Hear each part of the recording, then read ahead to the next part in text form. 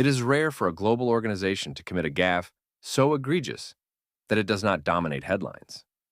Yet, the International Red Cross has managed to achieve just that by openly partnering with Hamas, a terrorist organization that committed the worst atrocities in the last 100 years, and probably more, while the whiny mainstream media makes zero fuss about it. On this platform, we will. Any public relations expert worth their salt would tell you that appearing in photos alongside Hamas and other Palestinian terrorists is catastrophic. The Red Cross, however, seems unperturbed by these optics, raising serious questions about its integrity and historical biases, especially against Jews and the State of Israel. In a statement that should have sent alarm bells ringing in every respectable newsroom, the Red Cross was seen this week eagerly working with Hamas to free Israeli hostages and Palestinian terrorists, as if cooperating with one of the most brutal terrorist organizations in modern history is perfectly kosher for an organization ostensibly devoted to neutrality and humanitarian aid. The hostage ceasefire deal, brokered between Israel and Hamas, provides a damning illustration of the Red Cross's complicity. On Sunday, 90 Palestinian terrorists were released as part of the deal, with Red Cross representatives meticulously verifying each terrorist's identity and conducting medical checks. These same representatives, however, deliberately slowed the process, allegedly to paint Israel as non-compliant.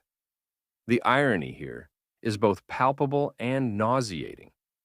An organization dedicated to humanitarianism aligning itself with those who murder, rape, and kidnap civilians. Meanwhile, Israel, fighting for the return of its abducted citizens, is left to contend with the international community's indifference, or worse, tacit complicity. Adding to this troubling picture, Mirjana Spoljaric, the president of the International Red Cross, declared, quote, "We are ready to facilitate any release operation." Translated into plain English, Hamas requested their involvement because they trust no one else. Yes, you read that correctly. The terrorists trust the Red Cross. Let that sink in. This begs a fundamental question. Why has the Red Cross not demanded access to the hostages during their 470-plus days in captivity? Where was this commitment to humanitarian principles when innocent children, women, and the elderly have been locked in Gaza's underground labyrinth, traumatized and helpless? Unfortunately, the Red Cross's recent actions are not an aberration, but part of a pattern of anti-Semitism that dates back decades. During the Holocaust, the Red Cross infamously failed to condemn the extermination of Jews and other minorities in Nazi concentration camps. Despite ample evidence, the organization refused to take a stand, hiding behind a facade of neutrality that was, in practice, complicity. Even worse, its leadership maintained cordial relations with Nazi officials, while turning a blind eye to the systematic annihilation of 6 million Jews. This moral failure continued post-war, when the Red Cross helped Nazis escape justice by providing travel documents through its International Refugee Organization. Known as the Rat Lines, this operation aided war criminals in fleeing Europe, a betrayal of everything the organization claimed to stand for. Fast forward to the Israeli-Palestinian conflict, and the Red Cross biases remain glaring. Time and again, the organization has disproportionately criticized Israel, while ignoring the egregious human rights violations committed by Hamas and Palestinian Islamic Jihad. Its staff's current collaboration with Hamas is not a departure from its past, but a continuation of a long-standing prejudice cloaked in humanitarian rhetoric. Adding further evidence to the Red Cross' questionable alignments is the troubling crossover between its leadership and UNRWA, the United Nations Agency for so-called Palestinian refugees. Numerous Red Cross executives, including the aforementioned Mirjana Spoljaric, have held senior positions at UNRWA, an explicitly anti-Israel organization that employs staff, that is, Hamas operatives, who openly endorse terrorism and anti-Semitism. The shared personnel between the Red Cross and UNRWA raises legitimate concerns about whether these biases are being imported into the Red Cross's operations. This interconnected web of influence undermines the credibility of both organizations and further erodes trust in their purported neutrality. The stark moral asymmetry in the hostage ceasefire deal should horrify any impartial observer, such as the Red Cross. Israel requested the release of 2 children under the age of 5, innocent victims of Hamas's barbarity. In return, the Palestinians demanded the release of a convicted murderer who raped and beheaded an 18-year-old girl. As far as the Red Cross is concerned, there's no real difference between victims of terrorism and the terrorists who perform it. The American firm wrote in response to last week's Israel-Hamas truce, quote, "We welcome the announcement of a ceasefire, which allows the release of long-separated hostages and detainees." By detainees, they mean terrorists. The Red Cross, predictably, is playing its part in legitimizing this travesty, facilitating the exchange without a hint of moral outrage.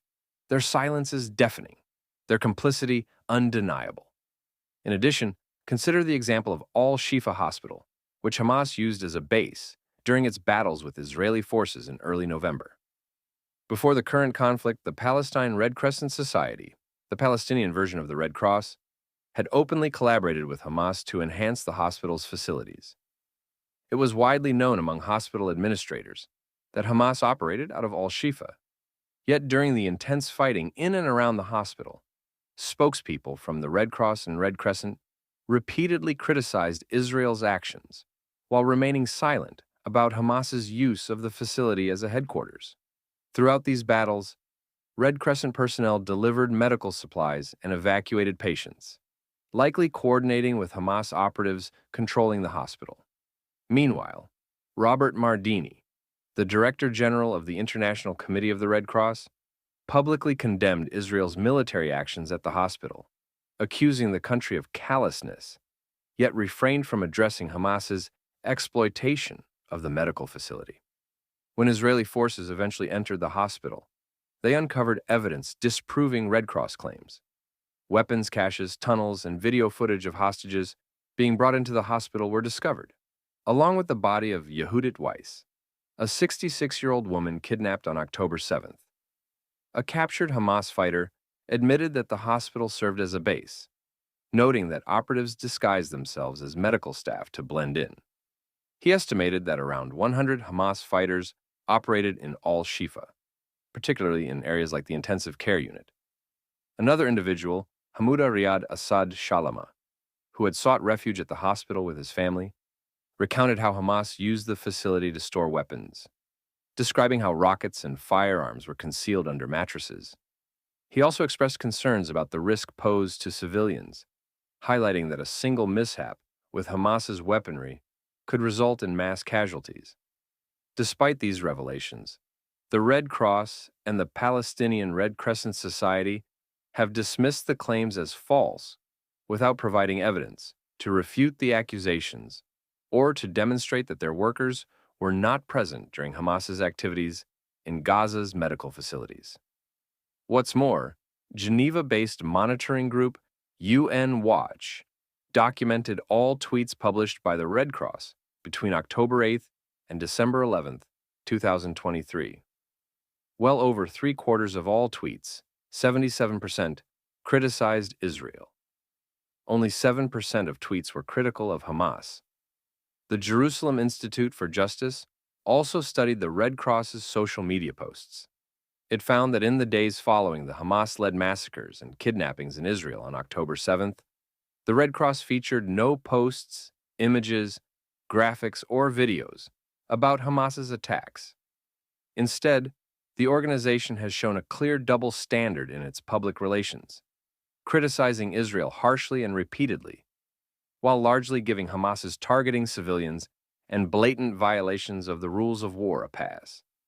As part of the November 24th to December 1st, 2023 truce between Israel and Hamas, the Red Cross was tasked with accessing the Israeli and other hostages held by Hamas. Despite its stated commitment to visiting these hostages and its established connections through previous collaborations with Hamas and the Red Crescent movement, the visits never materialized.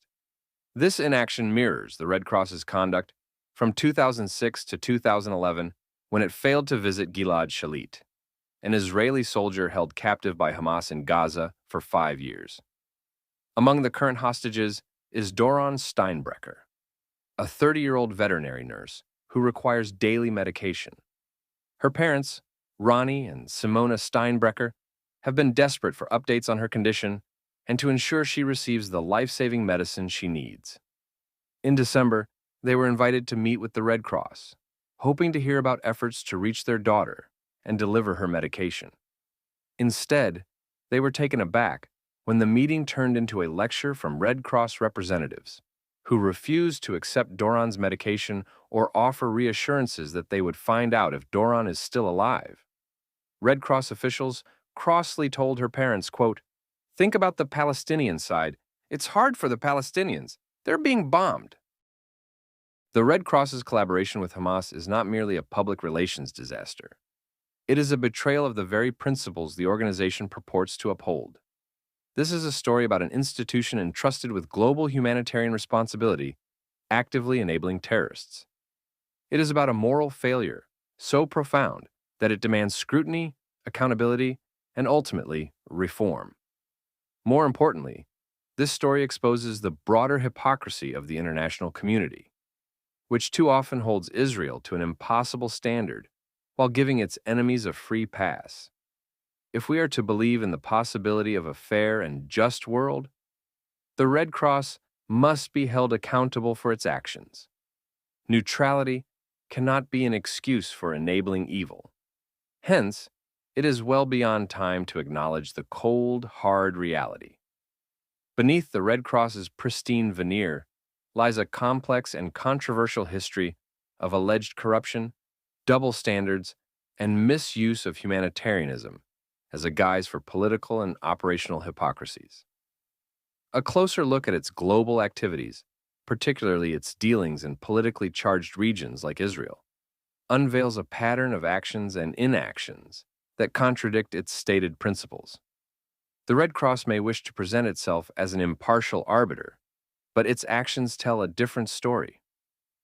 When terrorists trust you more than anyone else, it is time to reevaluate not just your image, but your soul.